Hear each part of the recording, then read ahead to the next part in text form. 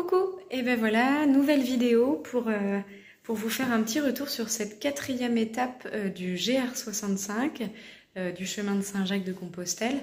Leïka et moi sommes partis ce matin pour 9 h. On a dormi un peu plus longtemps ce matin parce qu'on était très fatigués après l'étape d'hier. L'étape d'hier a été vraiment difficile. J'avais pas prévu normalement de faire 34 km. J'avais prévu d'en faire 19 et en fait, avec la fatigue, j'ai mal calculé en gros mon étape et réservé le gîte beaucoup trop loin. Donc à l'étape, à Saint-Alban en fait. Saint-Alban qui est quand même beaucoup plus loin que le Sauvage. Et du coup, on a fait pas mal de kilomètres en plus. Ça a été une fin de journée assez compliquée parce que Leïka s'est couchée, elle était épuisée. Elle ne voulait plus avancer, c'est pas qu'elle voulait plus, c'est qu'elle ne pouvait plus, donc je l'ai portée. Sauf que c'était pas possible pour moi entre le sac à dos et la chienne de 30 kg, donc on a fait du stop. Et on est tombé sur un monsieur très gentil, voilà, que je remercie à nouveau dans cette vidéo, même si je l'ai déjà bien remercié. On a eu la chance de tomber sur ce monsieur qui nous a déposés. Alors il y avait quoi? Il y avait 9 minutes à faire en voiture. À pied, ça faisait 1 heure. Donc voilà, on est arrivé à 18 h au gîte à Saint-Alban. Et merci encore à ce monsieur parce que je me suis sentie un peu démunie. À un moment, j'étais là en pleine... faut m'imaginer en Lozère, à 18 h, toute seule, en pleine cambrousse, avec vraiment la chienne fatiguée et à me dire mince, comment je fais, enfin... Je peux pas la porter sur plusieurs mètres, je vais m'écrouler. Donc faites que quelqu'un de super, de gentil, de confiance aussi nous aide en chemin. Et on a eu beaucoup de chance parce qu'en fait très rapidement cette belle personne est arrivée pour nous déposer devant le gîte. Et du coup ça a été une soirée où on a dormi de 21 h à 8 h 15 et on en avait bien besoin.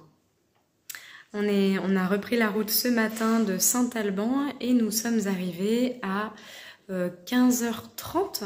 Ouais, 15 h 30, un truc comme ça. Même avant ça, 15 h 15. On a fait 14 km aujourd'hui. Donc ouais, on est arrivé aux alentours de 15 h 15 sur... Attendez, petit trou de mémoire sur le nom. Nous sommes à...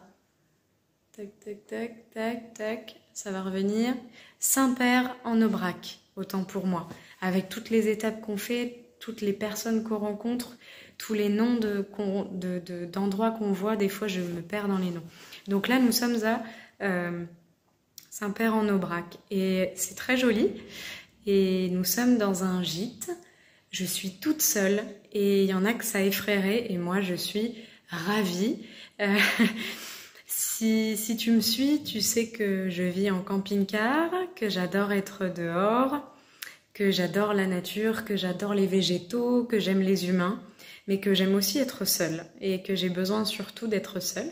Donc là, la dame était un petit peu mal à l'aise de me dire « Oh là là, vous allez être toute seule ce soir dans le gîte. » Oh non, au contraire, je suis ravie. Je vais pouvoir bouquiner, je vais pouvoir me reposer, je vais pouvoir... câliner ma chienne, je vais juste pouvoir être seule avec moi-même, je vais méditer, je vais... Parfait, ça fait quelques jours que je me suis pas retrouvée toute seule comme ça, donc ça me va, je suis super contente. Donc ce gîte est juste formidable, franchement, c'est ma 4e nuit du coup dans un gîte, c'est le plus... Comment dire? C'est le gîte le plus accueillant, le plus propre, le plus... formidable que j'ai pu avoir sur toutes mes étapes. Donc c'est le gîte chez Pierrot à Saint-Père-en-Aubrac, tenu par un couple de Portugais super gentils. La jeune femme est juste incroyable, vraiment. En fait, si vous passez par là, je vous conseille d'y aller. C'est un gîte qui a ouvert il n'y a pas très longtemps et c'est un gîte qui a démarré il y a 1 an. Tout a été refait dedans, tout est neuf, tout est propre. Et en fait, quand tu arrives ici, tu te sens comme à la maison, tu te sens chez toi.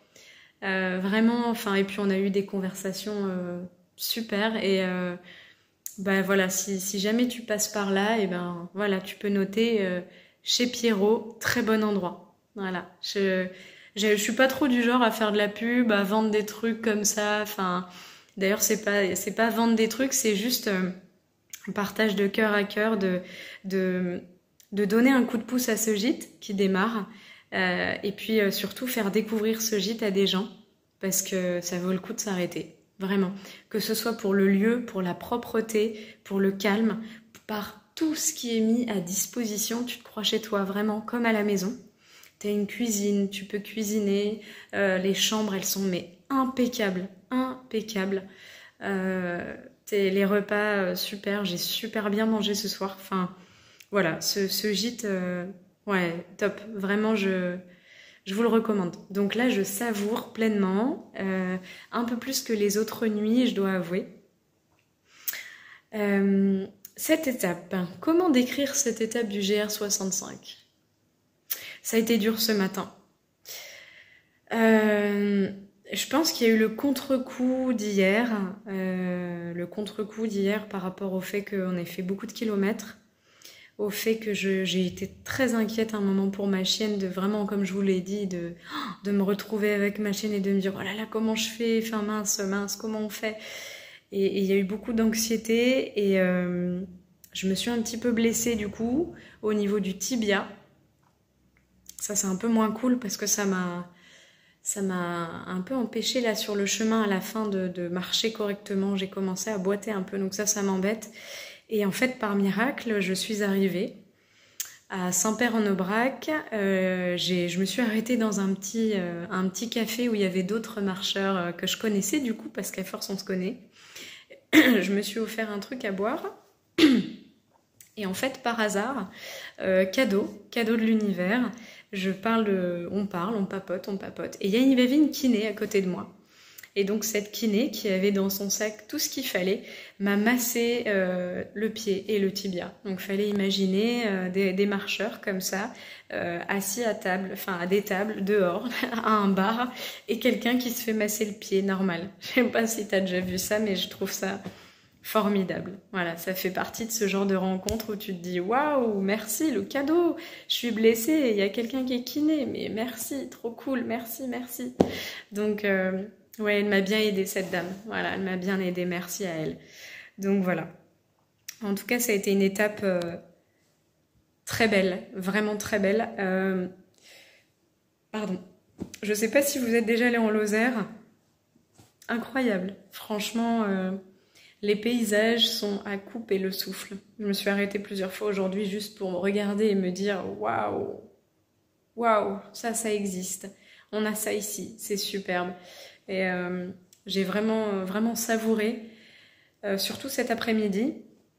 Par contre, ce matin, c'était dur. Je vous avoue que j'ai démarré le chemin tête baissée, avec le corps épuisé, le sac à dos qui est plus léger qu'au départ, puisque au fur et à mesure que les jours passent, Leïka mange, donc mon sac s'allège puisque je porte toute sa nourriture. Et j'avais cette impression que mon sac pesait 10 kilos, alors que non. J'avais l'impression qu'on me mettait à peine un petit coup, que j'allais m'écrouler, que je tenais plus sur mes jambes. Et à un moment, les larmes coulaient toutes seules, quoi. J'étais là sur le chemin à pleurer, à me dire, oh là là, mais qu'est-ce que je fais? Qu'est-ce qui se passe? Qu'est-ce qui m'arrive? Et en fait, c'est en ça que ça va être hyper bizarre ce que je dis, mais je trouve ça formidable parce que c'est aussi ça le chemin. Le chemin, c'est accepter toutes les émotions qui arrivent, tous les états d'âme que tu traverses, et c'est de les traverser. C'est ça en fait. Et donc tu passes par la joie, tu passes par la colère, tu passes par la tristesse, tu passes par l'émerveillement, tu passes par la fatigue, tu passes par la lassitude, tu passes par l'impatience. Parce que même si Leïka est un amour, parfois, j'avoue qu'avec ma fatigue et puis certains comportements qu'elle a, j'ai un petit peu de mal. Donc ce matin a été une étape très dure.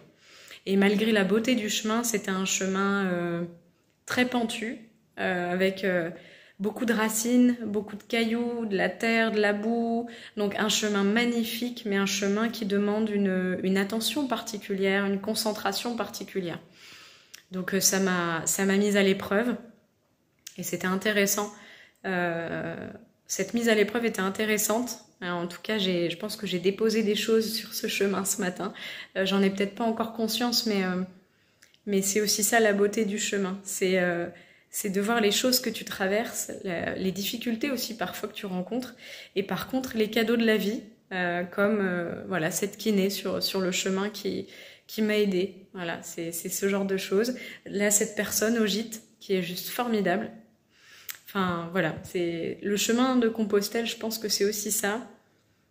Et ce que je retiens là pour l'instant sur cette 4e étape, c'est les rencontres que tu fais. En fait, elles sont hyper intéressantes, riches, parce qu'elles t'apportent des choses hyper variées. Tu vois, tu rencontres des gens de tout âge, de tout horizon, de toute classe sociale, de tout mode de vie, de tous les sexes, avec des projets différents. Il y en a, tu leur dis, tiens, pourquoi tu fais Compostelle? Bah parce que j'ai un objectif, etc., de le faire en tant de temps, machin. Ah ok, cool. Et toi, pourquoi tu le fais? Ben moi, c'est le projet d'une vie, il faut que je me retrouve avec moi-même. Enfin, et en fait, c'est magnifique, c'est magnifique. J'ai même rencontré un éducateur avec un petit gamin de 15 ans qui faisait le chemin jusqu'à Compostelle, lui, pour le coup, comme une manière un peu de... En fait, c'est un petit gamin qui avait des problèmes, en fait, beaucoup. Et c'était une manière, finalement, de se mettre dans la grosse difficulté et de se rendre compte un peu de la valeur de la vie, de faire des rencontres aussi. Et je me suis dit, mais il est extraordinaire, ce chemin. Il est extraordinaire. J'ai croisé un monsieur avec qui j'ai échangé et je lui ai dit vraiment beaucoup de courage, vraiment. Un monsieur qui a des problèmes cardiaques, qui est parti tout seul, qui compte aller jusqu'à Lourdes et qui traînait comme une petite charrette avec toutes ses affaires, avec de quoi bivouaquer, parce que le monsieur, non seulement il part tout seul, mais en plus il fait du bivouac. Franchement, c'est magnifique, vraiment c'est magnifique. Et c'est là qu'en fait ça conforte à se dire, tu veux faire Compostelle, vas-y. Et il n'y a pas de est-ce que c'est fait pour toi ou pas fait pour toi. C'est pas ça la question. Je pense que le truc, c'est d'aller à son rythme, d'écouter son corps, d'écouter son cœur, d'écouter son mental. Et surtout, en fait, il y a des cadeaux en chemin que tu t'imagines même pas. Tu vois, que ce soit des paysages, que ce soit des rencontres avec des gens, que ce soit les gens qui t'accueillent dans les gîtes, que ce soit des rencontres animales, que ce soit des blessures physiques aussi qui font que tu vas rencontrer des gens, etc. Enfin, que ce soit des moments durs de solitude où tu te dis « Waouh, qu'est-ce que je fais là ?» quoi, tu vois. Ben, tiens, il y a des marcheurs qui passent. Motivés. Enfin, franchement, en fait, si là tu regardes cette vidéo et que tu te dis « J'ai envie de faire Compostelle, mais je sais pas si c'est fait pour moi, je sais pas si je suis prêt ou prête, je sais pas. » En fait, la question, elle est pas là. La question, elle est, t'as envie de faire Compostelle? Ok, vas-y, fais-le. C'est parce qu'en fait, c'est encore une fois, si t'as cet appel du cœur, bah fais-le.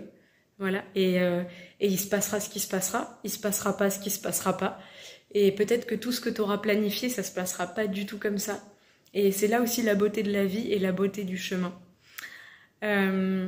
Sur le chemin, tu croises aussi beaucoup de personnes qui te provoquent de l'émotion. Des personnes qui te racontent des parcours très difficiles, des personnes avec des maladies aussi.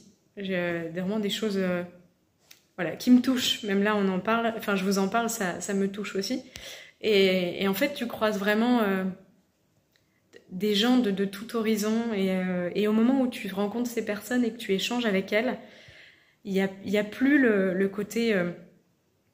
en fait, il n'y a plus le côté qu'est-ce que tu fais dans la vie, est-ce que ça va, combien tu gagnes, est-ce que ça va dans ta famille, Non, en fait, c'est d'humain à humain, tu vois, c'est comment tu te sens, qu'est-ce que tu vibres là, comment tu te sens vraiment. Et moi, j'adore ça, vraiment. Enfin là, je sais que même encore aujourd'hui, justement, j'ai rencontré j'ai fait une rencontre ce matin qui était exceptionnelle. J'ai été assise dans l'herbe pieds nus, parce qu'il y a des tables, hein, évidemment, mais moi qui adore être dans l'herbe pieds nus par terre avec mon chien, et il y a une jeune fille qui est venue me parler, et extraordinaire. C'est un rayon de soleil. Voilà, il y a des gens comme ça, tu les croises, t'échanges même 10 minutes avec eux, tu repars, t'es waouh, ça existe des gens comme ça. Ok, merci, merci. Et cette fille en fait partie, cette rencontre. Alors je dis cette fille, mais je pourrais parler de la kiné dont je vous ai parlé, des personnes extraordinaires. Ouais, j'ai beaucoup d'émotions là dans tout ce que je vous raconte. En fait, pour moi, c'est important de vous partager chaque étape parce que c'est mon cheminement que je vous partage, mais pas seulement. C'est aussi une manière de vous encourager si vous avez envie de le faire et de vous dire que déjà, tout est possible pour tout le monde. Et surtout, si tu as peur d'être tout seul sur le chemin, enlève-toi ça de la tête, c'est pas possible. S'il y a bien un endroit où tu peux pas te sentir seul, c'est sur le chemin de Saint-Jacques-de-Compostelle. Moi, tu vois, je suis partie, je me suis dit, moi qui suis un peu... J'aime les gens, mais j'ai un petit côté sauvage. J'aime bien être un peu tranquille, voilà, dans ma petite bulle. Je suis partie début avril en me disant, voilà, tu vas être tranquille, il y aura personne sur le chemin. En plus, tu pars hors vacances scolaires, machin. Mais tu peux pas, il y a du monde partout. Il y a des gens partout. Et en fait, c'est incroyable. C'est que si tu veux être tranquille, tu peux... Excusez-moi, j'avais un appel en même temps. Si tu veux être tranquille, tu peux être tranquille. Mais sache que sur le chemin, tu vas croiser des tas de personnes. Et que si tu appréhendes de partir seul, dis-toi que partir seul, c'est un choix. Par contre, marcher seul, c'est un choix aussi. Parce qu'à chaque coin de rue, tu vas croiser des randonneurs, tu vas croiser des gens et tu vas les recroiser. Parfois, moi, je fais 15 bornes. À 15 bornes d'écart, je fais « Hey, on s'est déjà vu !» Incroyable. Enfin, donc, si tu as peur aussi d'être seul, dis-toi que sur le chemin, tu ne peux pas être seul. Il y a plein de gens, des femmes, il y a des chiens, des couples, des familles, c'est incroyable. Vraiment, c'est magique, magique, magique. Voilà. Voilà un petit peu le point sur cette étape de 14 km aujourd'hui. Pour Leïka et moi, demain c'est pause. J'ai décidé de reprendre une nuit dans ce gîte que j'aime beaucoup. Et en fait, demain, on va visiter Peyre-en-Aubrac. Donc alors quand je dis visiter, c'est tranquille. On va se lever tranquillement, petit-déj, petite sortie. On va beaucoup se reposer, dormir, tout ça. Et on va faire un petit tour dans les alentours rapide, très bref. Mais on va surtout se reposer. Parce que j'estime que la Leïka a besoin de repos, mais moi aussi. Voilà, moi j'ai besoin de repos aussi. Notamment mon tibia a besoin de repos. Et c'est important d'écouter son corps. Voilà, c'est super important. Donc demain, repos. Voilà. Donc demain, nous serons encore à Peyre-en-Aubrac. Voilà. Je vais vous souhaiter plein de belles choses. Je vais vous remercier de me suivre encore. Merci pour vos commentaires. Merci pour votre soutien. Tiens, ça, c'est un truc que je voulais vous dire. Je suis très touchée par votre soutien. Si tu me suis depuis un moment, tu sais que mon contexte familial est inexistant. C'est-à-dire que, bon, il n'y a pas de parents, on va dire, derrière moi. Il n'y en a pas. Depuis longtemps, maintenant, depuis très longtemps. D'ailleurs, y en a-t-il déjà eu? Géniteur, oui. Parents, je ne sais pas. Et en fait, votre soutien est super important. Parce que finalement, en fait, je suis partie. Et à part mes amis très très chers et mon compagnon, eh bien, il n'y a personne qui me suit. Vous voyez ce que je veux dire?